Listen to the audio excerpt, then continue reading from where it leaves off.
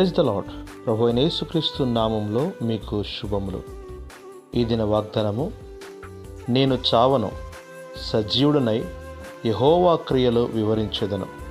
కీర్తనలో 118, 17 వచనం. దేవుని రక్షణ పొంది ఆయన బిడ్డలముగా పిలువబడుచున్న మనలో ఉండవలసిన ఒక ప్రాముఖ్యమైన సుగుణం ఆయన క్రియలను వివరించడమే. అనగా యేసుక్రీస్తు ద్వారా ఉచితముగా పొందిన పాప క్షమాపణను, రక్షణను అనేకులకు వివరించడమే మన యొక్క బాధ్యత.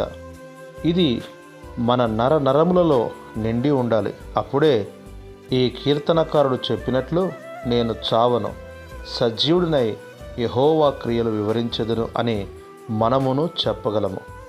మనం ఈ లోకంలో లేకపోయినప్పటికీ దేవుడు చేసిన కార్యములు ప్రభువు వచ్చు వరకు ప్రజలకు తెలియజేయబడవలను. అంటే మన పని, పరిచర్య ఎంత ప్రభావభరితముగా ఉండవలనో కదా. హెబేలు చనిపోయి మాట్లాడుచూ ఉన్నాడు.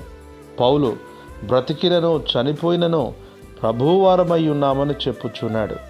వాక్యం వినుచున్నటువంటి ప్రియులరా, నీవు ప్రభు ద్వారా పొందినటువంటి మేలు చెప్పనంత వరకు అది ఎవరికీ తెలియదు, అది మరుగున పడిపోతుంది.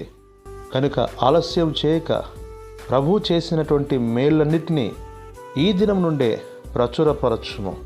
అనేకులు విని దేవుని నామమును మహిమపరచెదరు.